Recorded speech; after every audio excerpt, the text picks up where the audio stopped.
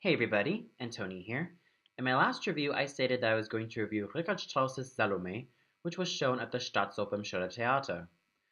Well, I caught the opera, and let me just say, I have a lot of great things to say about the singers, the production, and of course, the wonderful conducting by Maestro Zubin Mehta.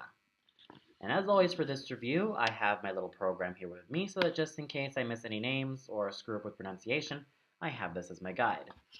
The conductor, as I stated, was Maestro Zubin Mehta, who worked with a lot of great singers like Luciano Pavarotti, Placido Domingo, Jose Carreras, Waltraud Meyer, Cheryl Studer, Edita Gruberova, Agnes Balza. The list goes on and on and on of how many great singers and musicians he's worked with. The production was by Hari Kupfer, who I also have his production of The Ring on DVD, well, mostly Rheingold, Valkyrie, and Siegfried. And the set design and costumes were by Wilfried Diaz. Now, this isn't really the first time I watched Richard Strauss's Salome. In fact, I actually have the DVD of Salome, starring Teresa Stratas, Astrid Varnay, Hans Beyer, Bernd Weikel, and Hanna Schwarz, and of course the great Wislaw Ochman, on DVD. Unfortunately, it's back in Cebu. And my first experience with this opera was basically by chance. After watching a few clips on YouTube, and even after watching a few snippets when I was 11, during the time when I was in America, starring Catherine Malfitano as Salome, with Kenneth Riegel and Anya Celia and Bryn Terfel, I basically gave the movie with Teresa Stratas a chance, and I was really blown away by the great and captivating music of this opera, and just how much of a chore it is to do Salome. A chore is in a very interesting challenge to do this type of role. And let me just say, the role of Salome is very demanding, vocally, dramatically, and physically. Vocally, because she has to have the voice of an Isolde, yet at times sound like a teenager. That, of course, is really hard to do. Her high notes are usually that of a B flat, and her low notes, well, she sinks down to a very low F sharp. And that is that is just how vocally challenging Salome is. And it really shows that you really need a lot of sound in order to really make the drama work. But it's not just sound alone. Dramatically, she has to be a great actress, showing all the ferocity and just how neurotic this young woman can be. And lest you forget, Salome is 16 years old, so she really has to convince us that she's a teenager, or looks like a teenager. And then we have physically. As I stated, she has to look like a teenager, even act like one. Not to mention, she also has to know how to dance, as in very seductively. That's why there comes the Dance of the Seven Veils, which a lot of sopranos don't always do it on live. Only some of them do. The ones who don't really try to attempt this usually have a ballerina to stand in for them. But those who do it, well, end up being completely naked to Herod, and yeah, they basically convince the audience that they're really great dancers. So that's just how demanding the role of Salome is to any spinto and dramatic soprano who would dare sing this role. And the thing about Salome in terms of its reception was that it's quite controversial. This was based off an Oscar Wilde play of the same name, with the German text provided by Miss Hedwig Lachmann. Well, basically, she provided the German translation of the entire play.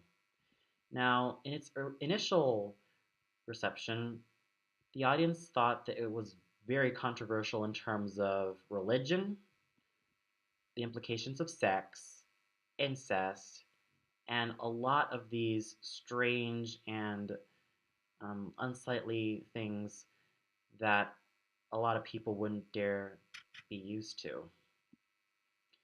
So that's just showing how much of an interesting history Salome has as an opera. It was shocking, no doubt about that. And here's an interesting story about the original singer of Salome, Marie Wittich.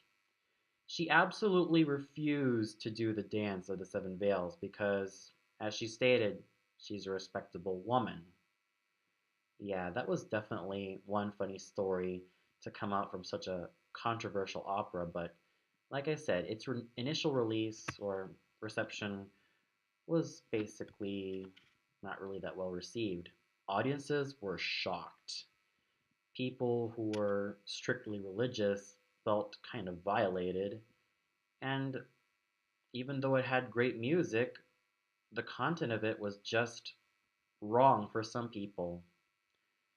So that's why it was such a controversial opera to a lot of people back in the days. But now that that's out of the way, let's talk about the production. Now, seeing this production was quite similar to how I saw um, yesterday's production of Katya Kabanova. It was dark and quite dreary. Now, another interesting note is that this wasn't really traditionally set in the olden times of Israel, but is rather set in like a worn down Gestapo like warehouse. The reason why I say Gestapo is because the officers basically wear these uniforms which make them look like Gestapo. And speaking of which, the costumes were really great. However, there is one thing that kind of turned me off. And that is, of course, the page boy's wig. Why, on all things holy, did it have to be green? I know it's just a nitpick, but frankly, I was quite disturbed by it. But even then, the production was very interesting, emoting a sort of World War I type of feeling, and the costumes were really great. I especially love Salome's and Herodias's costumes, especially when Salome does the dance of the seven veils. I mean, I thought she was wow, just wow, baba boom. And now let's get to the singers, which I was very excited to talk about. In the title role of Salome, we have Camilla Nylund, a Finnish soprano who is very well known in the operas by Richard Strauss, Wagner, and a lot of the German operas in general. I thought she was really great in the role. When she started, I was kind of lukewarm about how she sounded because it sounded a bit pressed. And especially in that line where she sees the moon as a chaste virgin or how she feels about the wind. But in her outbursts, she was so there. She was totally committed to those outbursts that she has about, you know, the the Jewish people, the Egyptians and the Romans, and especially about Johanaan and Herod's promise to have Johannaan's head on a plate.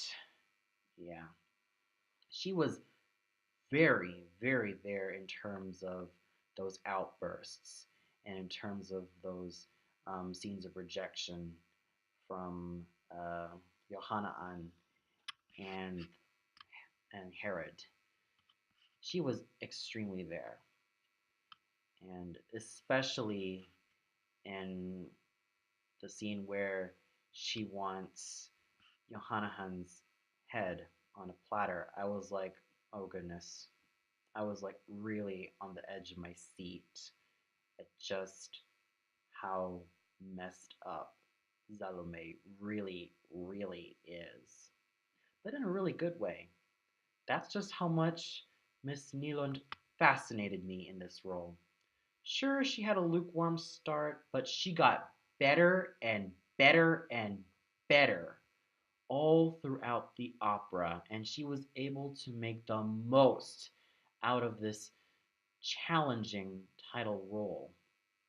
And vocally speaking, like I said, she did start off lukewarm, but she really got better. Her voice was really sharp, really clear, and it sounded like trumpets. They were basically beautiful all throughout. Every note that she sang were well placed. Her high notes were like piercing daggers that really went through my soul, yet her low notes were focused and just grand. That is just how much I really loved Miss Neeland in this one of those Mount Everests of a role.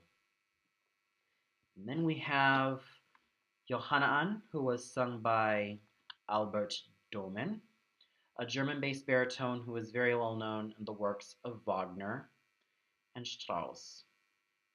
He made great use of how much time he had on stage, and he had such a magnificent voice and such a magnificent presence that I was extremely blown away at how his voice could really go over an orchestra. It was just that thrilling.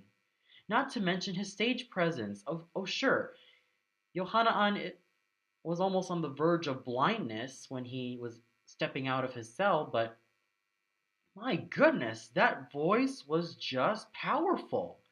It was really something that really kept me to the edge of my seats and then just made my heart race. That is just how much of a memorable impression Mr. Dolman has really left on me. Oh, and speaking of which, in terms of the final scene with Miss Neeland in the role of Salome, traditionally Salome gets crushed by an army of soldiers, but in this scene, she gets shot by one gunshot. Yeah, basically by one gunman with a gun, and she gets shot like that. And I was like really jumping on the edge of my seat at just how really surprised I was. I was almost covering my ears, and I was like really jumping. But going back to Mr. Dolman as Johanna, he made great use of the time that he had on stage, and his voice was impressive. Even after all of those years of singing, he still has it. It just shows how impressive Mr. Dolman was in the role of Johanna, and he is by far one of the best performers of the evening. And then we have Salome's stepfather, Herodes, sung by Gerhard Siegel, very well known in the Wagner repertoire, and very well known in both the Heldentenor repertoire and that of and some of the character tenor repertoire. Wow. Just wow. He made great use of just how neurotic and how grotesque Harold is as a person. I was really, really going back to my seat at just how well he can portray this type of person. I mean, it's really obvious that Mr. Siegel has played this grotesque character for years and years and years, and it really shows how he's mastered it. Every nuance that he made for Herod was just believable. I mean, As I read in Who's Who in Opera, when Robert Tier talked about Herod, he states that Herod isn't like his wife Herodias. In fact, he was the son of a camel driver, as stated by Herodias. So basically, he has the temperament of a commoner. He stated that he looks at the stars for signs, watched for portents, and did all of these things that normal royal people don't do. In fact, Mr. Tier stated that the thing about Herod is that he was at the wrong place at the wrong time. He may have ended up getting the position of a king, but my goodness, it's no wonder why people don't even respect him that much. He's that nuts. And Mr. Siegel portrayed that very, very convincingly. Sure, he can get hammy and over the top, but that's just how much of a grotesque character Herodes really is. And like I said, Mr. Siegel did an amazing job, and his voice was huge. It filled the auditorium, and I was really blown away by how he can sustain those high notes and how he can make great use of his powerful Heldentenor voice. And this is the same gentleman who sung the role of Mime. And the thing about Mime is that it's not even an easy sing as well. The same thing with the captain from Wozzeck. It really shows that he's great in both repertoires of, the Helden tenor category and of course some roles in the character tenor category. It really shows that he can master both uh, fächer really masterfully, really greatly, and he had one of the biggest round of applauses. But I think the one who had the most round of applause was Miss Nylund as Salome. But still, the round of applause that he received was beyond great. It was fantastic. That was just how much I love Gerhard Siegel in this role.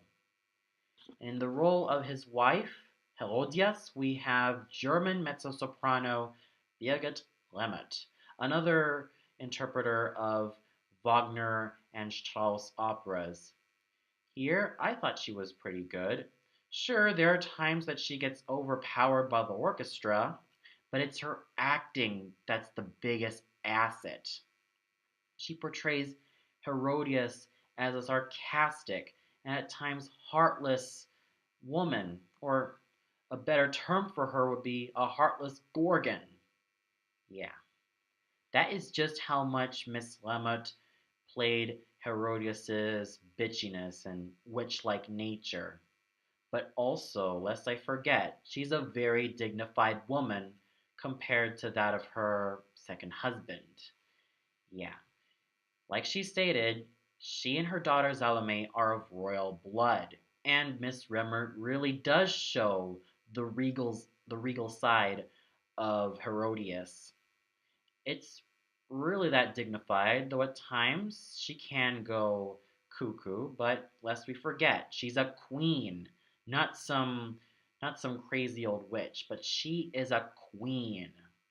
That just shows how how much she's different to Herod as a person. I mean, her reactions are just direct, plain and simple, and at times quite condescending towards Herod.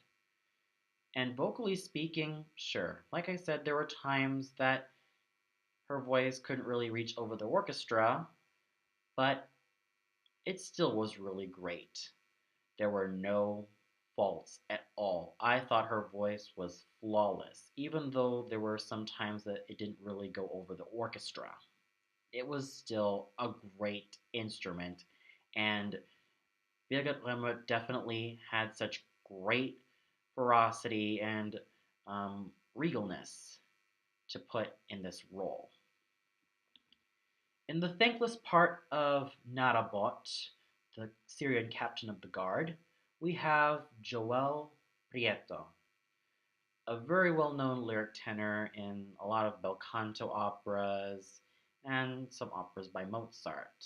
And of course, lest we forget the zarzuela, since he's also a Latino tenor. He made really great use of this role in such a very thankless tenor role. He had such a magnificent, lyrical, and strong instrument. His voice can sing over the orchestra, and his voice was very flawless. Not to mention, he really looked like a very handsome, dashing, passionate, youthful Syrian, yeah, Syrian captain of the guard. He really looked the part. And one thing I have to say, I really loved his ponytail. It was just, it was pretty cute. But like I said, he had such a magnificent voice and he had such magnificent presence. It really shows just how amazing he was in the role of Narabot, even though it's such a thankless role. Even though he ends up killing himself in the first act, it's still such a great role for any tenor to sing, aside from Herod, of course. But still, he did an amazing job as Narabot. In the role of the page, we have Oka von der Damerau. She was fantastic as well. Even when she wasn't singing, I mean, she didn't go over the top, but she kept this whole less is more principle and used it to such good advantage. And her voice, even though she didn't really have a lot to sing, was beautiful. It was a well focused lyric contralto voice that is just extremely luscious. However, I have to say one thing about the wig. Please, that didn't really have to be on her head, because I've seen some pictures of her. She looked absolutely fabulous with her blonde hair. Frankly, if I were in her position, I could have just said, no, no thanks. I don't even want to wear the wig. Even if you tell me to, even if you're gonna make me wear that wig, and even if you pay me a huge sum of money, I am not gonna wear that wig because it looks that ugly. Yeah, the wig was basically the one aspect of the opera I didn't like in terms of the role of the page, but that can be forgiven, though it was kind of weird seeing the page boy in a green wig. But still, she was really good in her role, and like I said, she had such a great voice. And then we have probably my favorite characters in the opera, the five Jews. Oh, yes, you all know the ones. The ones who are so uproarious about their theories about God and the Messiah and all of those crazy religious beliefs. Yeah, that's just how much I really love their scene of them rambling and rambling and rambling. And in order to make that scene work, you need to have four great character tenors and one great character bass. In fact, all of them did an amazing job. The tenors, Michael Lawrence, Dietmar Keschbaum, Stephen Chambers, and Jonathan Winnell, were all great. They were able to sing over the orchestra, and even the bass. Grigory Shkarupa, who I also saw in Magic Flute 2 months ago, had such a nice basso voice. And all in all, their voices blended perfectly, and they were all able to sing over the orchestra. And even when they weren't singing, they were able to give such suitable reactions of disgust and of just how gross it's going to be and just how hairy the situation's going to be. That's just how convincing these gentlemen are. And believe me when I say they did an amazing job in both their singing and in both at how good they are at being crazy in these type of roles. So yeah, if there's one part of Zelome that I would at times look forward to, aside from the final scene with Zelome and Johannahan's head, it would really have to be the scene with the five Jews because it is just uproariously fun to see four tenors and one basso fighting each other of who's right and who's wrong. That definitely is a lot of fun, and it really left a huge smile on my face. The smaller roles were handled very well. In the role of the first and second Nazarene, we have Tobias Schabel as the first Nazarene and Maximilian Kuhlmann as the second Nazarene. These two I also saw at the Barber of Seville 2 days ago. They made great use of their voices really well, and they were pretty convincing actors as well. That's all I could really say. In the two soldiers, we have Artu Kataya and Johannes Stellmann. They made great use of their voices and they were able to contrast really well of who's the hard-nosed, rough one and who's the more gentle, um, kind one. Basically, R2 is the gentle, kind soldier who sympathizes with Johanna, yet is so curious of what Johanna is talking about. Whereas Mr. Johannes Stellman is the one who's rough and really follows the king's orders and quite hard nosed as well. So these two really made a great impression on me of just how different their personalities really are, and it really shows in their voices. In the role of the slave, we have Annika Schlicht, who I also saw at the Magic Flute 2 months ago at the same opera house. Even though her role was very small, she was pretty good. Actually, she was more than good. I felt like her voice was excellent. Her voice was extremely excellent, even though she only had one line. The same thing can be said about Mr. Shkarupa as the Cappadocian.